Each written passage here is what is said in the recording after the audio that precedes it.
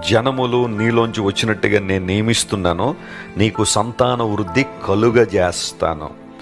మన దేవుడు కలుగజేసే దేవుడు. ఆయనకు అసాధ్యమైనది ఏదైనా ఉందంటారా? శూన్యములో నుండి సమస్తాన్ని కలుగజేసిన దేవుడు. ఆది యందు దేవుడు భూమి ఆకాశములను సృజించెను. కొంతమంది తెలియక ఈ మధ్యకాలంలో భూమి ఆకాశములను సృజించును అని బైబిల్లో ఉంది. అది శుద్ధ తప్పు. ఎందుకంటే ముందు భూమి, తర్వాత ఆకాశం కలుగు చేశాడు దేవుడు.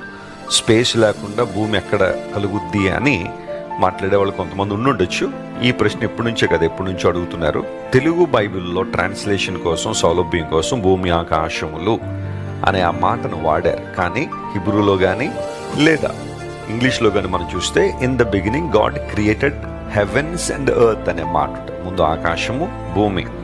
దేవునికి మనం ఏం చెప్పాల్సిన అవసరం లేదు. ఆయన సర్వజ్ఞాన సంపన్నుడు. ఆయన ఏది చేసినా ఒక అద్భుతమైన ప్రణాళికతో